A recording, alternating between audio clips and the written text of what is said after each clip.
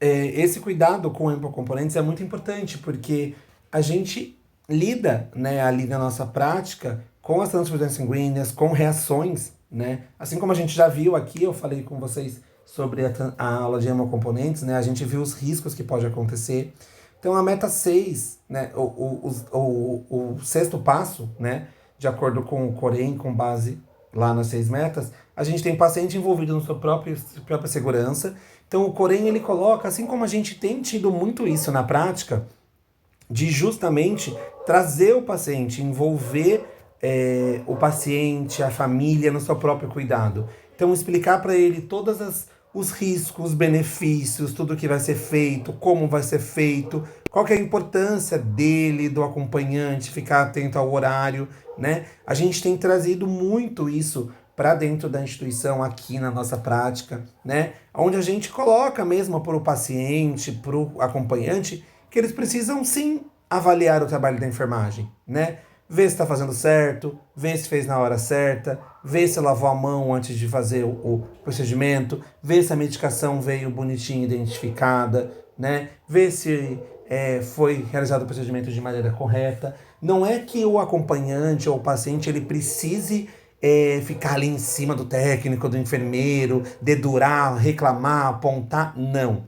A gente pontua para esse paciente que ele precisa estar envolvido com a sua própria segurança. Então, que, por exemplo, eu sou a pessoa que mais se importa comigo, né? Então, eu preciso estar atento a tudo que vai ser realizado em mim, né? Para que aquilo não me traga nenhum malefício.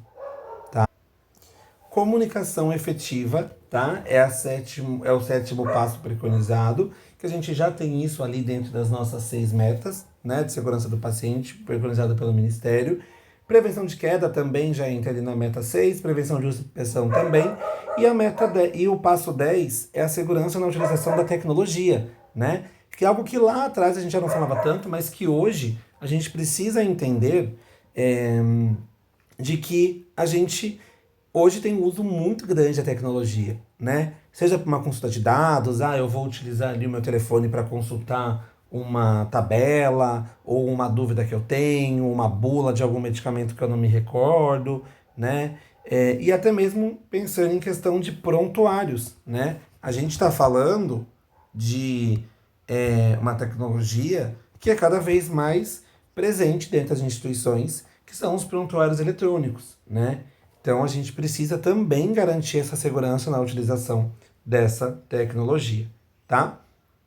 Bom, e aí, quando a gente fala da gestão da qualidade, né, segurança do paciente, 10 passos de segurança, 6 metas de segurança do paciente, a gente também precisa falar sobre a gestão dos recursos, né, ambientais da enfermagem, que isso vai estar ligado tanto à minha segurança como profissional, como também à segurança profissional, desculpa, à segurança assistencial do meu paciente, tá? Então, a gestão de recursos ambientais na enfermagem caminha junto com o conceito, desculpa, de biossegurança, né? Que é um conjunto de medidas voltadas para a prevenção e minimização ou eliminação, né, dos riscos inerentes às atividades de pesquisa, produção, ensino, desenvolvimento, tá? Ou prestação de serviços assistenciais. Bom, os riscos de acidentes com materiais biológicos, eles podem ser classificados como risco primário, né? Que é quando ele é relacionado à própria fonte.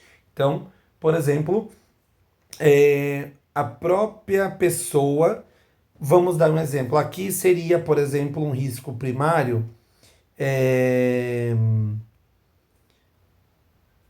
O risco primário ele vai estar relacionado à própria fonte de risco.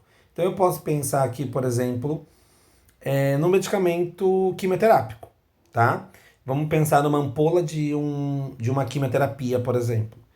O risco primário já está relacionado àquela fonte, porque aquele medicamento ele é tóxico, ele pode intoxicar, né? Se ele for inalado, ou tiver contato com a pele, se não tiver com os EPIs adequados. O risco secundário a gente coloca como um risco relacionado relação de risco da fonte com a condição ou ato inseguro. Então, por exemplo, já é da quimioterapia causar o risco, né, dessa toxicidade, dessa intoxicação ou de alguma reação alérgica. O risco secundário é se eu não utilizo o EPI, se eu não realizo, né, o procedimento de maneira adequada. Eu quebro essa ampola sem estar paramentado, sem estar com uso de luvas, tá bom? Bom, para isso existem as medidas de precaução, tá? Que são para todos os profissionais, tais como o não recapeamento de agulhas, a obrigatoriedade do uso dos EPIs, né? Óculos, luvas, máscaras e a higienização das mãos também.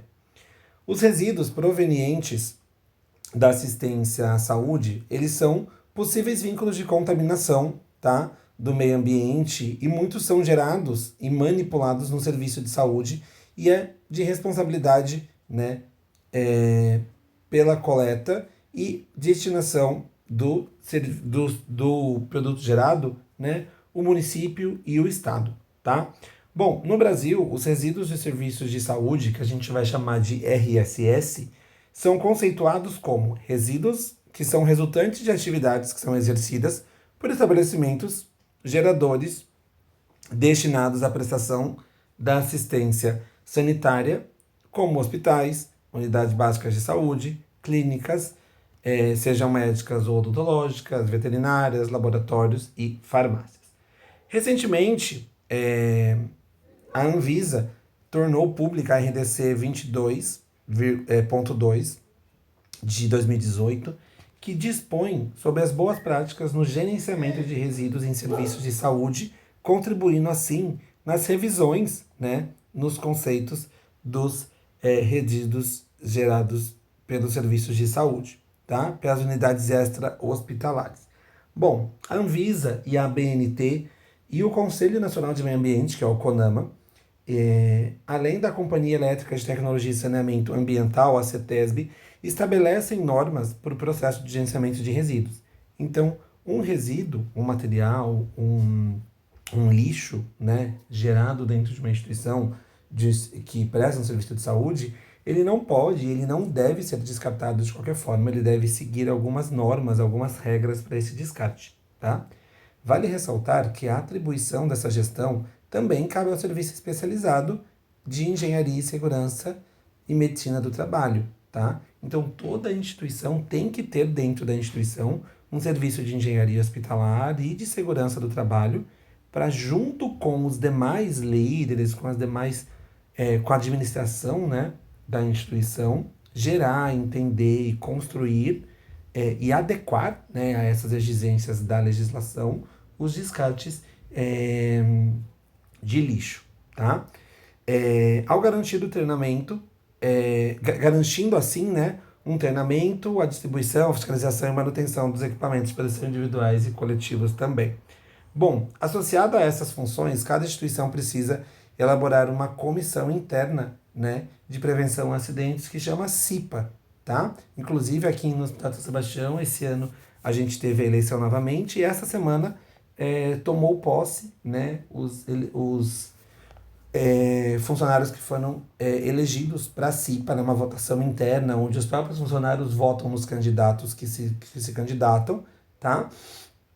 E a CIPA ela é responsável justamente por se reunir periodicamente para discutir riscos, mudanças, adaptações que ajudem a prevenir, né, acidentes e trazer mais segurança para a instituição, sendo tanto para o paciente quanto para o colaborador, tá?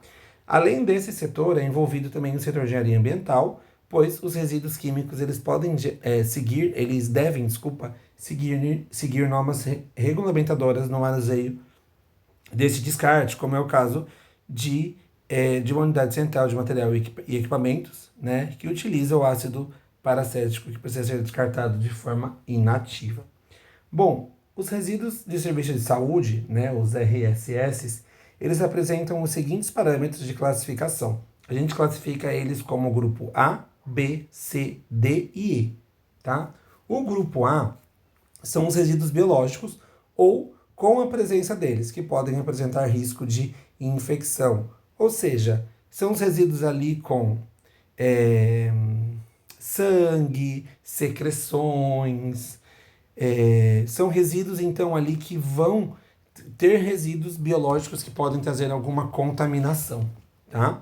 O grupo B já são os resíduos de natureza química, né, com risco de contaminação ao ambiente, como, por exemplo, o caso de quimioterapias, né? Quimioterapias ou outros medicamentos que possam ser tóxicos, né? Ou materiais mesmo que possam ser tóxicos e que precisem ser descartados no lixo químico, tá? O lixo C são os rejeitos radioativos. Então, todo lixo que ou contiver, desculpa, radiação, eles têm que ser descartados no lixo radioativo. Já o grupo D são os resíduos comuns, né, que são gerados durante o serviço. Então, papel, plásticos, lixos orgânicos, né, comida. Então, tudo que é gerado de forma comum, né, e que não apresentem risco ao ser humano. Bom, e o grupo E são os resíduos pérfuro-cortantes ou escarificantes, né, que são os pérfuros que devem ser descartados. No regulamento técnico, né, para gerenciamento desses resíduos, o capítulo 1 define o manejo com as seguintes etapas. Primeiro, a etapa 1 é feita a segregação, né, que consiste em separar o resíduo no momento e no local da geração de acordo com as características. Então é aquilo que a gente fala.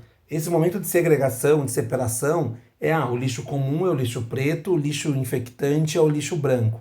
Então o que é contaminante, né, é um algodão com sangue, ele tem que ser jogado no lixo branco.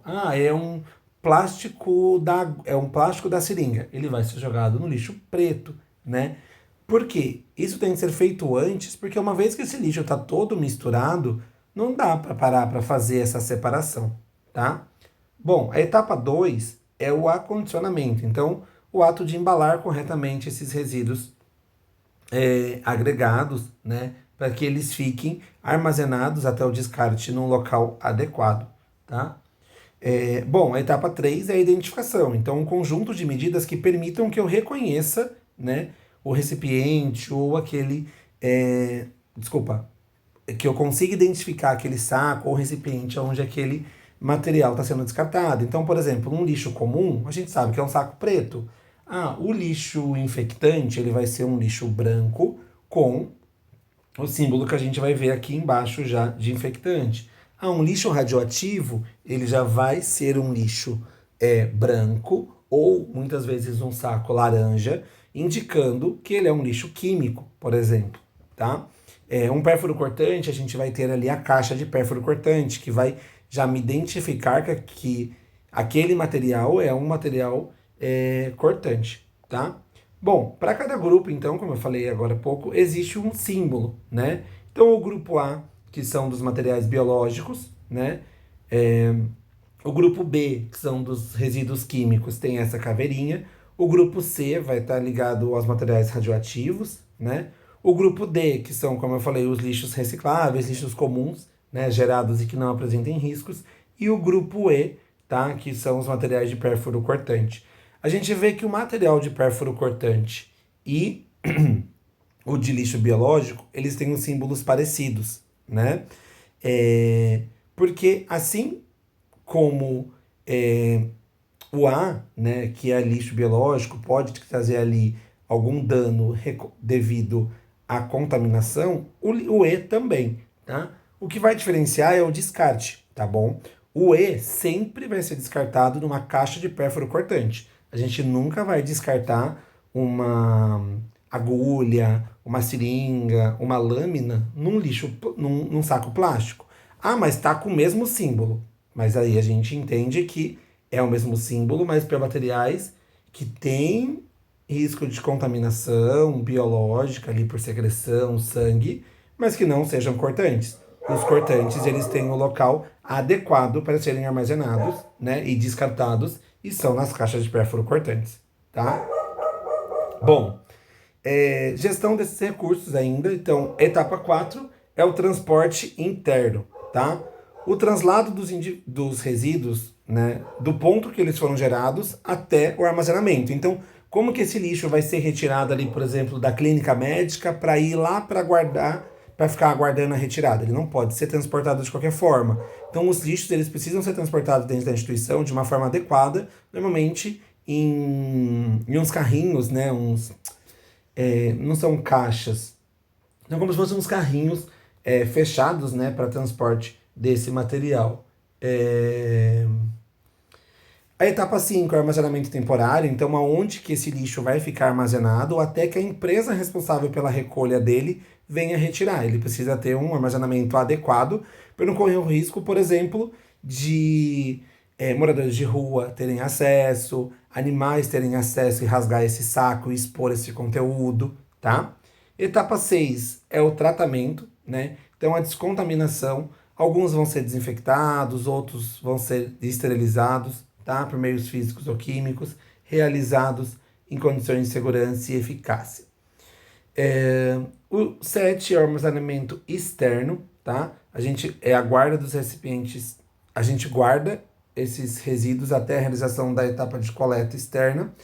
E a etapa 8 é a coleta e transporte externo. Então, quando a empresa vem retirar. Então, uma empresa que vem retirar, por exemplo, os resíduos gerados na quimioterapia é diferente da empresa que retira o lixo comum, assim como é diferente da empresa que retira o lixo biológico, que é aquele lixo contaminado com sangue, secreção e outros fluidos, tá?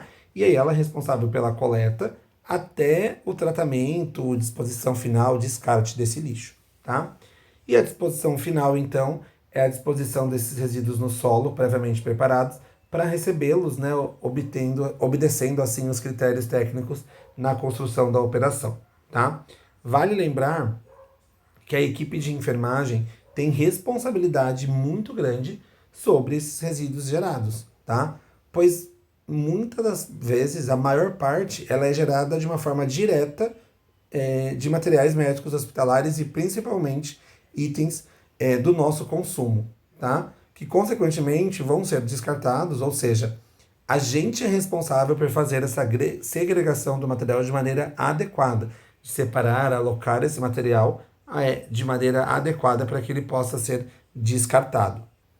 Bom, e quando a gente fala de gestão de risco de recursos ambientais, lixo gerado, riscos, né, de acidentes, contaminação, a gente vai estar falando de riscos ocupacionais, tá?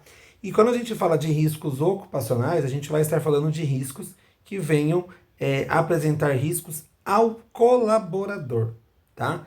Aqui a gente já sai um pouquinho da questão pacientes e foca também no colaborador, tá? Então, quando a gente fala de risco ocupacionais, a gente vai estar falando de riscos físicos, químicos, biológicos, ergonômicos e acidentais que possam atingir o colaborador e a sua e a execução das suas atividades, tá? Bom, a enfermagem ela é uma das áreas com mais importância na área da saúde, né? E é responsável por cuidar dos pacientes em vários contextos. No entanto, quando a gente promove a recuperação dos outros, esses profissionais também podem estar colocando a sua própria integridade em risco, né? Os riscos ocupacionais na enfermagem são aqueles que podem afetar a saúde e o bem-estar dos profissionais na área durante seu trabalho, tá? Segundo a portaria 25 de 94, essas ameaças podem ser físicas, químicas, biológicas, ergonômicas ou acidentes gerados. Por exemplo, riscos físicos a gente tem a exposição a ruídos, vibrações, radiação, calor, frio, umidade, eletricidade de forma contínua e inadequada, tá? Os riscos químicos é poeira, fumo, gases, vapores, medicamentos, desinfectantes, tá? Riscos biológicos, a gente vai estar falando de vírus, bactérias, fungos, parasitas, sangue, secreção, então, que estão bem presentes no nosso dia a dia. Riscos ergonômicos vai ser com relação ao esforço físico, postura inadequada, movimentos repetitivos, jornadas prolongadas, tá? E os riscos acidentais são aqueles riscos que a gente está sujeito, de uma forma muitas vezes indireta, que eles aconteçam. Como, por exemplo, queda, cortes, perfurações, queimaduras, choques elétricos, incêndios, explosões, tá? Então entram esses como riscos acidentais. E aí existe uma cadeia epidemiológica, né, da transmissão de micro-organismos. Então, as práticas, né, de precauções e isolamento, elas vêm sendo utilizadas há muitos anos como uma estratégia para prevenção e controle, né, de doenças transmissíveis. Então, historicamente, destaca-se que, né, que vem sendo dado às barreiras mecânicas, químicas, ambientais, o intuito de interromper essa cadeia, né? Então, hoje a gente vem criando, vem se trabalhando e utilizando medidas para que a gente consiga interromper, né, e barrar o risco dessa transmissão antes que ela aconteça. Com a evolução dos conhecimentos científicos, novas recomendações foram surgindo, né, enfatizando assim a adoção de medidas racionais dirigidas ao modo de transmissão de doenças. Passou-se também a reconhecer a necessidade de produzir recomendações aplicáveis aos diferentes cenários em que ocorre a assistência de saúde. Em plena incorporação, a aplicação de precauções padrão é considerada a base para a prevenção e transmissão de doenças, particularmente no cenário atual, tá? Bom, para prevenir, né, e controlar as infecções, é necessário que a gente identifique os pontos onde a gente pode atuar para quebrar, né, esse elo de contaminação e de transmissão, tá? Então, a cadeia epidemiológica, ela organiza de uma forma didática a sequência da interação entre o agente, o hospedeiro e o meio, tá? E ela é composta por 6 elementos que devem ser presentes para que essa infecção ocorra. Então, como que um processo de contaminação, de infecção ocorre, né? A gente tem o agente infeccioso, a gente tem a fonte, né? Então, por exemplo, eu tenho ali um vírus da tuberculose, eu tenho minha fonte, que é o meu paciente lá, o seu João do 522, né? E a porta de saída é como esse vírus ele vai sair, né, do corpo desse paciente fonte para o hospedeiro, né, ou que seria no caso o profissional. A forma de transmissão, tá? Se essa transmissão vai ser via aérea, via sanguínea, por gotícula, por aerosol, a porta de entrada, como esse vírus, né, vai adentrar o seu hospedeiro, ou seja, a pessoa que foi contaminada. Bom, quando a gente tem esse processo de um surgimento de uma infecção, né? Desculpa, quando a gente tem esse processo de contaminação por um agente infeccioso, a gente vai ali ter o surgimento de um processo de infecção, né? E riscos de transmissão. Para isso, a gente precisa seguir as barreiras a gente tem as barreiras de precaução, tá? Que a gente utiliza no dia a dia para cuidado dos pacientes. Bom, então a gente tem as precauções padrão, tá? Que é um conjunto de medidas que vão ser aplicadas sempre que houver risco de contaminação com sangue ou outro fluido corporal, tá? Mesmo que esses não sejam visivelmente perceptíveis, tá? Então, precaução padrão é aquele cuidado, digamos assim, de forma geral que a gente tem que ter com os nossos pacientes, tá? Então, higiene das mãos, né, obrigatória, higiene antes e depois do contato com o paciente, antes de procedimentos ou ao tocar superfícies, né, próximas ao paciente, tá? Obrigatório o uso de luvas, né, o descarte de luva, uma vez que a luva é descartável, não deve ser reutilizada. Equipamento de proteção individual, então a gente vai estar falando do uso dos EPIs, tá? Assim como o descarte, né, o cuidado com o material de pérfuro cortantes, a descontaminação de superfícies, então quando eu vou preparar um medicamento, quando eu vou realizar algum procedimento, de eu descontaminar aquela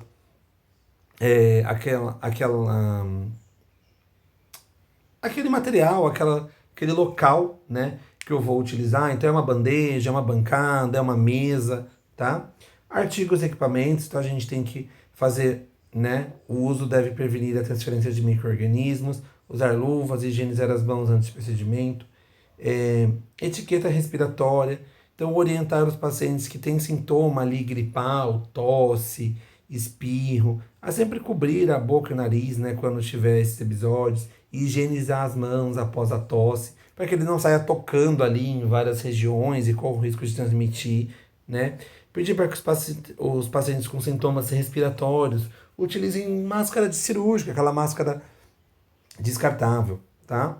E aí a gente tem as práticas seguras também de administração de medicamentos, né? Intramusculares, intravenosos e outras, né? Usar a técnica séptica, tanto para preparo quanto para administração de medicação, né? Nunca administrar medicamentos de vários pacientes na mesma seringa.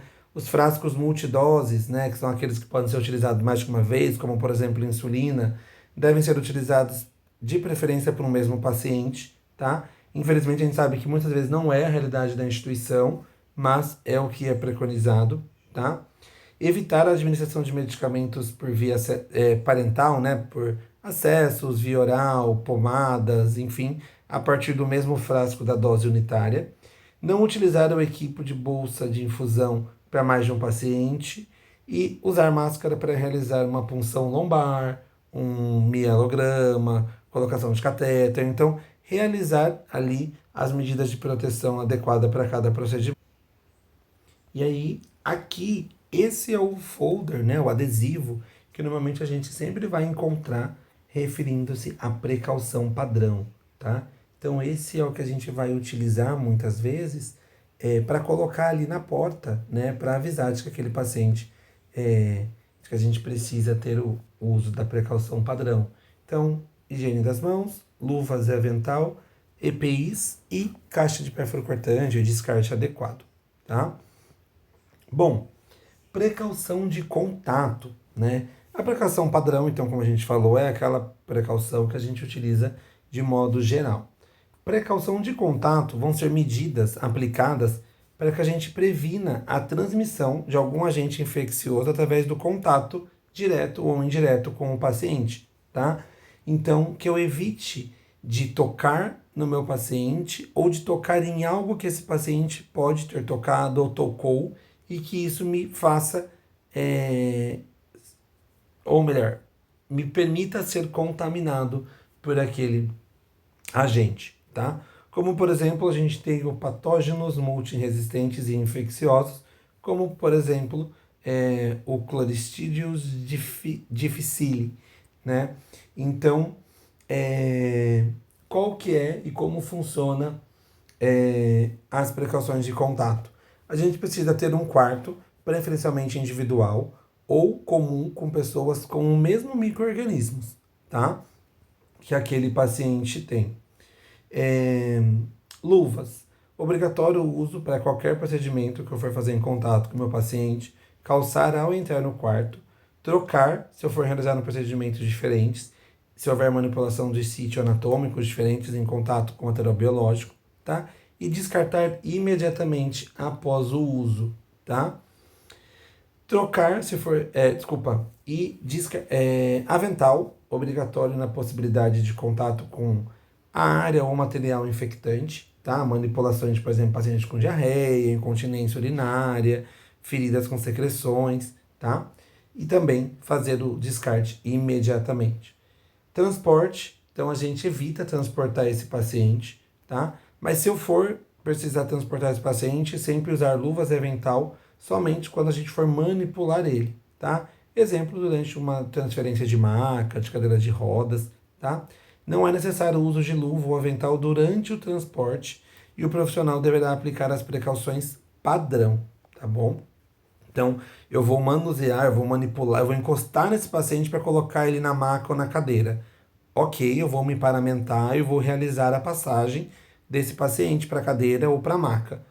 Ah, vou transportar, eu não preciso fazer o processo, por exemplo, de uma clínica a outra todo paramentado, tá? Eu vou seguir ali com a luva, a máscara e as medidas padrão, tá? Recomenda-se que o profissional tenha um par de luvas sempre junto, caso precise. Então, eu preciso carregar ali, porque se eu precisar encostar nesse paciente, se eu precisar fazer alguma coisa, eu já estou com a luva ali. E os artigos e equipamentos devem ser exclusivos, desculpa, do paciente, né? Então, se eu vou usar naquele paciente, eu só vou utilizar nele, né? E limpo e desinfecto ou esteriliza após o uso. Então, quando a gente tem um paciente com precaução de contato, a gente vai ter essa imagenzinha, tá? Colada normalmente na entrada do quarto, pontuando que esse paciente está com precaução de contato, né? Então eu sei que eu tenho que usar avental, luvas e, de preferência, que ele tenha um quarto privativo e sempre higiene das mãos. Na precaução de contato, não é obrigatório o uso de máscara, tá? Porque é um risco de contaminação por contato. Só se eu encostar nesse paciente ou algo que ele encostou, eu corro o risco de contaminação. Não é, por exemplo, uma bactéria, um vírus que transmite por via aérea, tá? Pelo ar. Então, não preciso do uso de máscara na precaução de contato, tá? Bom, precaução por aerosol são as medidas instituídas para prevenir a transmissão de agentes infecciosos, né, que continuam infectantes por longa distância quando suspensos no ar, né, como, por exemplo, tuberculose, sarampo, varicela, que são vírus que, mesmo que eu esteja distante do meu paciente, não seja ali do lado dele, podem ser transmitidos pelo ar, tá? E aí, como que funciona quando o paciente tem medida de precaução por aerosol, né? Que vai ser ali, tipo, tosse, espirro, tá? Esse paciente, ele obrigatoriamente tem que ter um quarto privativo, tá? Ele tem que estar num quarto fechado, sempre de porta fechada. Deve dispor de sistema de ventilação de pressão negativa e 6 a 12 trocas de ar por hora. Infelizmente, não é a realidade na maioria das instituições, tá? Muitas instituições têm um quarto de isolamento, que a gente fala, né? Que é esse quarto privativo, mas muitas, infelizmente, não seguindo o adequado, né? Desse isolamento. A gente vai utilizar máscara, tá? Nesse caso, é obrigatório o uso da máscara N95 ou a PPF2 para a gente entrar no quarto, tá? Porque é um risco de eu aspirar algo, tá? E trazer algo que está no ambiente para mim. Então a gente precisa da N95 ou da PPF2 por conta do filtro que ela tem e ela impede que o que está externo entre para dentro das minhas vias aéreas, tá? E o transporte a gente evita, mas se necessário o paciente deve utilizar a máscara cirúrgica ao sair do quarto. Ah, por que o paciente utiliza a cirúrgica, que é aquela mais simples, e a gente a N95, né? Porque a cirúrgica vai evitar que se esse paciente tossir, espirrar, ela evita que saia. Já a N95, a PPF2, ela evite que a gente inale. Então, por isso que ela precisa ter um filtro, porque é ela que filtra o que vai entrar. A máscara cirúrgica, ela vai impedir e segurar para que essas gotículas, né, esse aerosol, esse ar, não seja expelido para o ambiente de forma direta.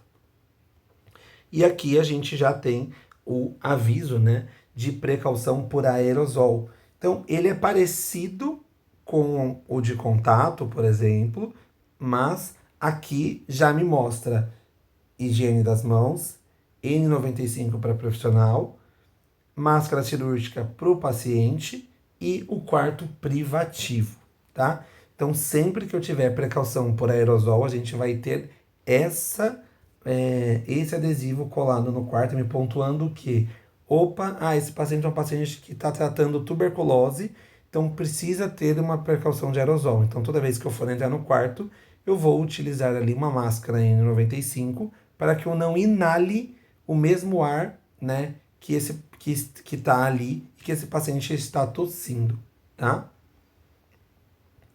Precaução por gotículas, tá? Aí eu vou ter com relação também a tosse e espirro, tá? Mas aí não é pelo ar apenas, e sim de gotículas. Então, é o risco que eu corro desse paciente tossir, espirrar, e aí as gotículas ali terem contato com a parte respiratória, tá? Então, quarto, preferencialmente individual ou também comum para pacientes que estejam no mesmo quadro. Então, por exemplo, um paciente com síndrome gripal, que a gente deixa mais um ou dois pacientes com síndrome gripal no mesmo quarto, né? Que eu evite de deixar, por exemplo, um paciente com uma síndrome gripal junto com um paciente que não está com gripe, né? Para que o que está não contamine quem não está, tá? Respeitar a distância de pelo menos 1 metro entre os leitos e manter a porta fechada. Bom, com relação à máscara, é obrigatório o uso da máscara cirúrgica para todos que entrarem no quarto, tá? E descartar também na saída. O transporte a gente evita, mas se necessário, o paciente deve utilizar a máscara cirúrgica para sair do quarto, que foi, como eu falei anteriormente, para evitar que durante a tosse, o espirro, saia, né, o conteúdo para o ambiente. Então, a digotícula, ela é bem parecida com a de aerosol, tá? Mas prestem atenção que a de aerosol, né, que é quando fica no ar, eu vou utilizar a N95 ou PPF2 para profissional e a máscara cirúrgica para o paciente. E o quarto é privativo. A de aerosol, tá? Desculpa. A de gotícula, eu já vou ter a máscara cirúrgica para os dois, tá? E o quarto, ele é privativo, mas ele não precisa necessariamente ficar 100% fechado, tá? Por quê? Não vou pegar pelo ar. Não é que esse paciente vai tossir e vai estar no ar. É que se eu chegar próximo dele e ele espirrar e encostar a gotícula, eu posso ter a contaminação, tá? Então, só se atentar que as máscaras aqui são mais simples. Então, tanto o profissional quanto o paciente podem utilizar a máscara cirúrgica, tá? Para precaução de gotículas. E aí a gente tem as precauções empíricas. Bom, as precauções empíricas, quando a gente fala de algo empírico, é algo que não é que não tenha uma comprovação, mas é algo que a gente deduz que precisa. Vou tentar ver se eu consigo deixar um pouco mais claro, tá? Por exemplo, no caso de uma diarreia, né, aguda ali por provável transmissão de pacientes com incontinente ou que use fraldas, né, e em adultos com uso prévio e prolongado de antibióticos de amplo aspecto, por exemplo, tá? Eu vou ter ali uma precaução empírica de contato, tá? Num quadro de diarreia, não necessariamente que eu vá encostar nas fezes do meu paciente, mas pode ocorrer um risco. Então eu utilizo as precauções de contato para evitar a minha contaminação, tá? Num quadro, por exemplo, de meningite, né? Pacientes com queixa de cefaleia, vômitos, febre, com rigidez na nuca. Eu não tenho certificado ainda que esse paciente tem a meningite, mas eu sei que os sintomas são parecidos, então eu já posso deduzir que eu preciso da precaução de gotícula, porque opa, pode ser uma meningite ou algum quadro viral, então eu vou me prevenir. Então, antes que eu tenha comprovado, as precauções empíricas utilizadas assim, eu ainda não tenho comprovado que aquele paciente precisa da precaução, mas eu já me previno antes, tá? Então, erupções ou exentemas generalizados de origens desconhecidas. Esse paciente apresenta ali algumas petequias, uma equimose com febre, né? Apresenta ali algumas lesões, algumas vesículas abertas, tipo umas pústulas, umas bolhas, né? Pode ser sarampo, por exemplo, pode ser varicela, né? Eu não tenho certeza. Então eu li, dependendo, eu posso colocar uma precaução de gotícula, uma precaução de contato, né? Se esse paciente tiver com, por exemplo, bolhas, vesículas na pele, né? Porque pode ter um risco de eu ter um contato com essa secreção e me contaminar, né? Ou se esse paciente tiver algum risco ali, ou apresentar uma coriza, uma tosse, a de vias aéreas, então a de aerosol, tá? Para evitar a aspiração. Infecções respiratórias, então assim, o paciente está com uma tosse persistente já há muito tempo, que não passa, né? Eu posso, por exemplo, utilizar a precaução de gotícula, né? Para evitar a contaminação. Ah, o paciente está com uma infecção respiratória, especialmente ali bronquiolite, né? Que atinge bastante crianças, a gente faz ali a precaução de contato. Bom, micro-organismos multiresistentes, então são as bactérias que são resistentes a vários antibióticos, né? A gente faz principalmente a precaução de contato. Então, ainda não foi comprovado qual bactéria que qual é o risco, mas a gente já se previne fazendo uma precaução de contato, tá? Infecções na pele, feridas também a gente utiliza fazendo essas precauções de contato. Então, as precauções empíricas, elas são aquelas onde eu ainda não tenho comprovado tal situação e tal necessidade, mas a gente já se previne, né, mediante aos sinais e sintomas que ela apresenta, tá? Então, quando a gente fala do uso das precauções, a gente vai sim correlacionar a toda essa questão que a gente falou anteriormente, tá? Segurança do paciente. Se a gente for correlacionar, se vocês forem ver, a gente consegue correlacionar desde o meu processo ali do que qualidade, assistência do meu paciente, de que eu preciso, né, apresentar ofertar um serviço de qualidade, utilizando procedimentos adequados, protocolo correto, paramentação correta, para que eu oferte um serviço de qualidade, um produto final de qualidade para o meu paciente, trazendo segurança para ele e segurança para mim, né? Evitando assim os riscos, né, ocupacionais ali que a gente viu, físicos aqui em cima, né? Físicos, químicos, biológicos, ergonômicos e acidentais, né? E com isso evitando, né, através disso, com o uso das precauções. Então, entender que se eu tenho esse paciente com um quadro gripal, que esse paciente, ou que eu tenho um paciente com uma tuberculose, eu vou ter que seguir ali a medida de precaução de aerosol, né? Se eu tenho um paciente com uma gripe, eu vou seguir ali as medidas de precaução de gotícula, né? Eu tenho um paciente com sarampo, a gente vai ter a precaução de contato. Então é entender que a gente precisa seguir essas precauções, tanto para a minha segurança quanto para a segurança do paciente, né? Entendendo que eu não posso levar nada para esse paciente, assim como eu não posso permitir que assim como eu não posso me permitir, né, de receber ou absorver algo deste paciente, tá bom? Bom, e aí aqui a gente finaliza, né? Então, finalizo aqui com a qualidade do seu trabalho tem tudo a ver com a qualidade da sua vida. Então, se eu não me cuido, se eu não tenho... Eu costumo falar que o medo, ele é bom, porque o medo faz a gente pensar e o medo evita que a gente cometa erros. Ou melhor, ajuda a evitar a cometer erros. Quem não tem medo, quem é destemido demais, segue um fluxo ali, ó, e não pensa muito. Então o medo faz parte, o medo ele é bom, né? Nessas partes, o que a gente não pode deixar é que o medo tome conta. Ele pode nos trazer um pouco mais de segurança, cautela. Opa, deixa eu pensar.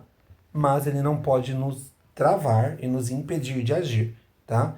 Então, quando eu oferto uma qualidade de trabalho, quando eu tenho qualidade para ofertar, com certeza o meu trabalho final, né, o meu resultado vai ser um resultado de qualidade, tá ok?